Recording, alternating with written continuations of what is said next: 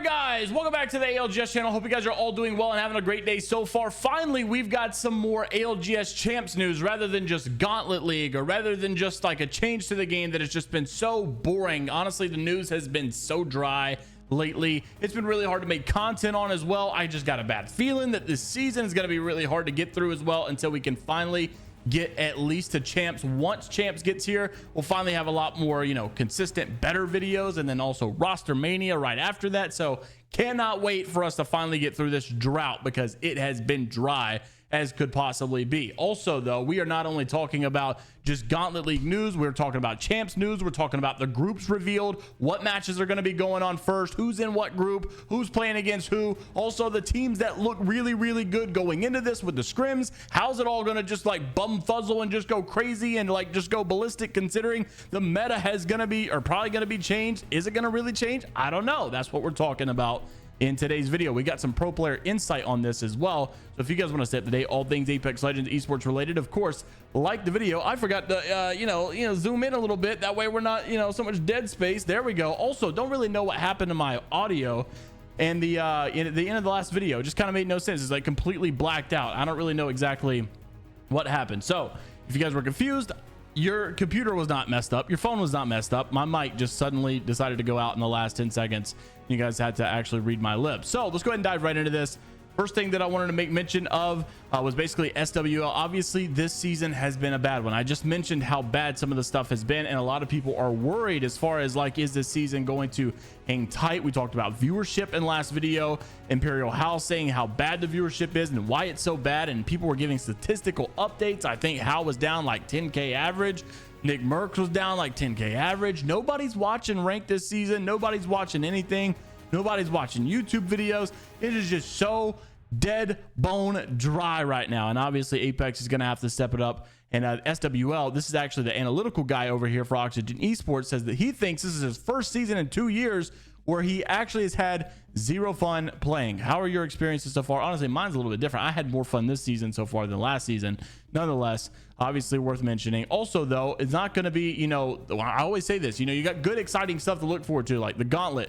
And then now you got another feature coming from his Watson, where he's going to be sponsoring an Apex Legends Women's League with his and hers 10K tournament every 3 months, and a TBD amount of qualifiers with a 2 to 4 cash prize leading up to it. So a lot of money here for these women gamers, and I'm just like really excited for this. This is all good, this is nice, but I still ask the question, why is it the creators that have to do all the good things? Why isn't EA taking care of their game? Why doesn't Respawn do cash cut prizes? Why do we not have in-game tournaments that are weekly? Why is there nothing to really grind for unless a creator puts it on? I just never have understood. Anyways, that is obviously some good updates on the day. Also wanted to mention that this was a clip coming out from Oxygen Esports. Actually, there was a reaction to Nicewig, or actually Nicewig reacting to this clip. These are the scrimmage games that are going down for champs, ALGS champs. Obviously right around the corner, we're about to get in this group stage, the brackets, and basically who's going to be playing against who starting out, what time they're, or we don't actually know the time yet, but we have a general idea. And so a lot of people are wondering, you have Oxygen Esports getting 3rd place at the last LAN event. Then you look at them now, they're doing so good consistently, not only in just scrims, but as individuals. As we're going to take a look at the Gauntlet League, one of their players just constantly doing good. And it's like just so much growth from this team. People are starting to wonder if TSM is out of the realm of possibility now, because TSM just hasn't been looking their fullest form. People are starting to wonder if teams like NRG have no chance at all. Maybe teams like Dark Zero are going to fall behind in this meta category. And also, is Oxygen Esports going to be this new dominant team that everybody's got to look out for? Obviously, it's a good conversation to be had, and we'll start to talk about some of this stuff pretty soon on in the video as well. So this is the clip you can see in the background. Crazy idea. Evac tower jumps over the wall, wipes out a team, jumps back over the wall, wipes out the last team.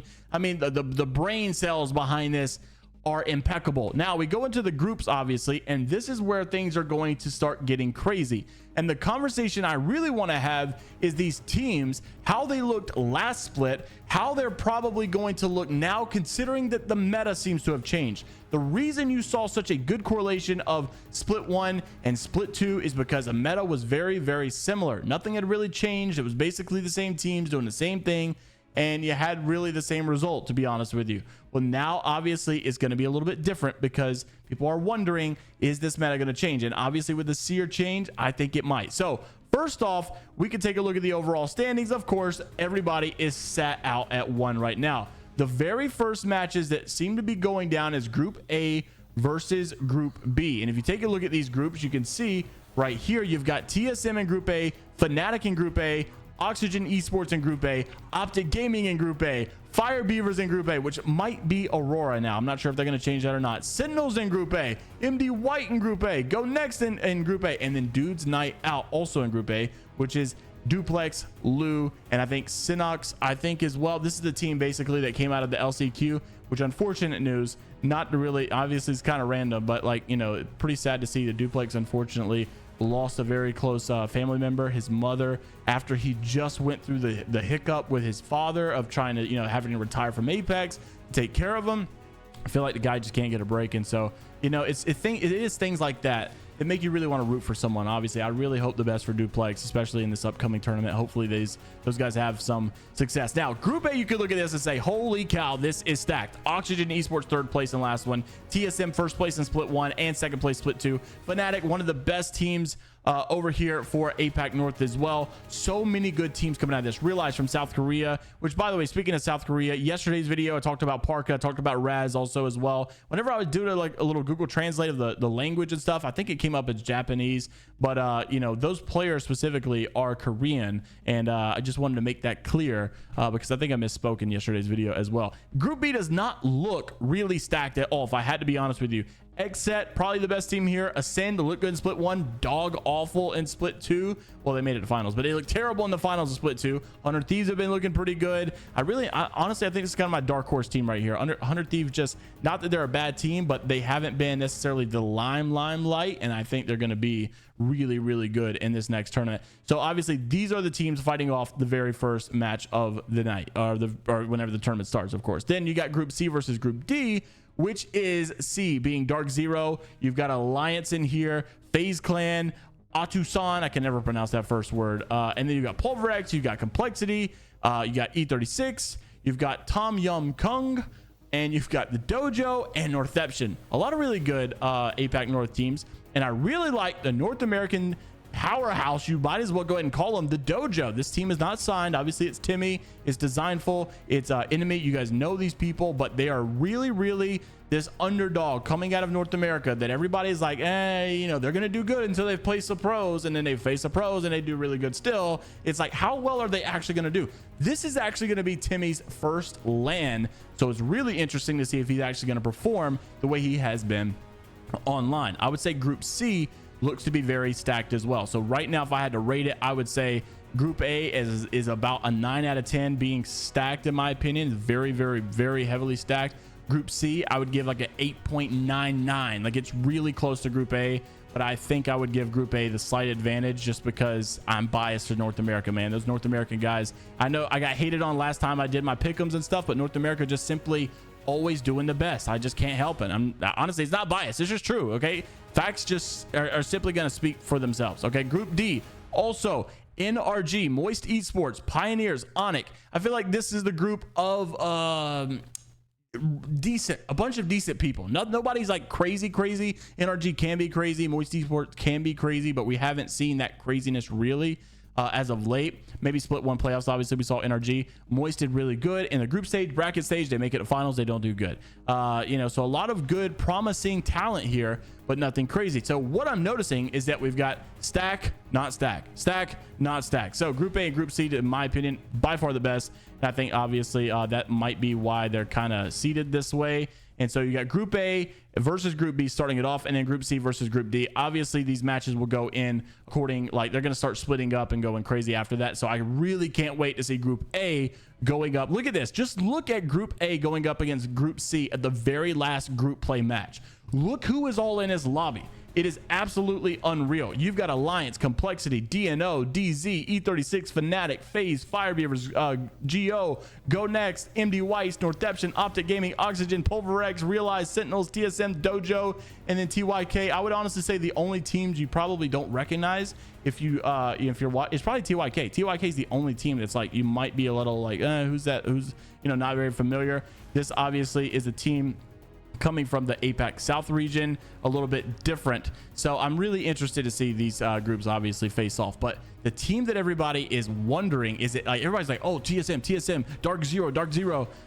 It's really Oxygen now. Oxygen is a team you got to look out for, man. I feel like really Oxygen might be this next up and coming dominant top 5 performing teams over and over and over again. So very interested to see how those guys do in this upcoming tournament as well. Now, the reason that a lot of people are worried about some of your powerhouse teams, TSM, your XSETs, your NRGs, your maybe even some of your APAC teams, everybody's wondering, how is this meta going to work out? Because if you go back and you actually take a look at this Liquipedia page, you could see the Split 1 playoffs and how these things have performed as well. And you'll notice that there is a common denominator. There is a common factor in these APAC series and in these group stages, in these LCQs, in these online. Everybody is using pretty much the same exact meta. So if you pick up ALGS Split 2 playoffs, for instance, you'll notice everyone was really rocking Bang, they were rocking Cat, and then they were also rocking I said Bang, Cat, and then Horizon as well. Obviously those are the ones that were just absolutely dominant. It's the same exact thing for both splits. You come into champs, and I'm sitting here trying to get this stuff up and I can't get it to pull up. What I'm trying to say is that people think that this meta is changing and no one's really playing Seer anymore. Seer's not in there. I said Bang, Cat, I meant Seer. I meant Cat, Bang, Seer, or Cat, Horizon, Seer. That seems to be the more common meta that people were playing. Some people seem to still be on that meta, which is a little strange because Seer obviously not as good as it used to be. We're seeing a little bit more of Fuse now. People are starting to throw Gibby back in there. What is the actual ranked meta going to be? What is the actual competitive meta going to be like when it gets settled in? This was Albralelie, current comp tier list. Notice that he didn't say ranked tier list, he said comp tier list.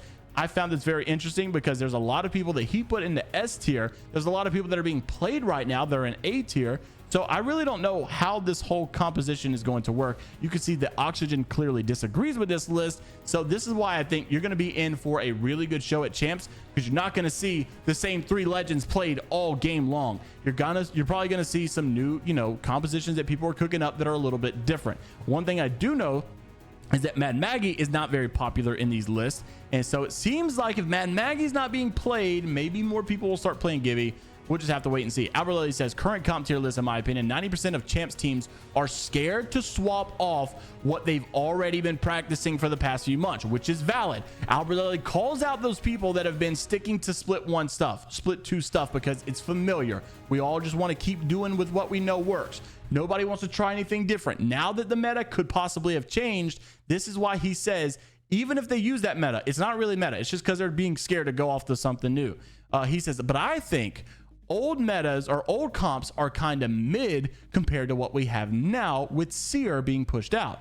Wraith/Caustic are only S tier for World's Edge, and I think Cat, Bang, and Gibby is BIS for Stormpoint as well. So very interesting to see if anybody pulls out Gibby. I really want Gibby to exist. I was actually speaking with PvP the other day in private about Gibraltar and how he could be played, and really good thought process that if you don't actually crutch on the bubble to exist, Mad Maggie will never really be a problem. If you don't play Gibby for the worst case scenarios, right? I'll just throw a bubble whenever we get shot at and then we can heal, because obviously then the good player is going to counter that with a Mad Maggie ball or something else and make sure you die anyways. If you don't crutch on that, you can really make Gibby work in this meta. Oxygen obviously responds, probably the worst list ever made. Albralelie calls him out for it. It's okay to not know how to play anything other than mirror matchups, basically saying like, everybody just wanting to agree to the same meta so that we all know what to expect. Nobody wants to try anything new, and he thinks that people need to try something new. Very interested to see if anybody pulls out anything good. I'm ready to see what APAC North is up to, because I feel like APAC North is always a little bit more ahead of the meta in terms of like team fighting, because they're such good team fighters. And so we'll see how this works. Obviously, if you're not going to have the same meta and the same, like he said, mirror matchups, team fighting is going to become a lot more important than what it used to be. So I'm really interested to see how this stuff works out in the end. Just as we wrap the video up, want to make mention of the Gauntlet League. Mr. Shiv FPS, not even a pro player, just a streamer, in first place for day 1 of week 2. But notice who's in the overall standing still. Number 1, it's Vayne. It's still Mr. Oxygen Esports, baby. Oxygen doing so good as of late, and I just really can't wait to see them at this world championship and see if they are going to keep this momentum that they have going. Also, Tech, Drone Man, Crypto, you see the Albralelie calls it out, Crypto and A tier. We'll see if anybody pulls out a Crypto in here. So wait, what? Really? I didn't realize this. Wraith is in the S tier, by the way. I've not seen anybody play Wraith, honestly. I gotta get back on scrims and see if that thing is actually being played, because I have not seen Wraith being played at all and did not know anybody was even considering her. The Drone Man get a 1 versus 3 controller noobs in the Gauntlet League. This is good to see, and we'll see how these guys in the Gauntlet League proceed to make their careers known after some big plays being made over there. Roll the clip, and I'll see you guys in the next one. Take care of yourselves. It's Fiber Day, only positivity, and until next time, we'll see you all later, Gators. No, that's not him that died. There's definitely a solo there. I'm coming. No. Oh, shot, dude. This guy's like one bagging all of us.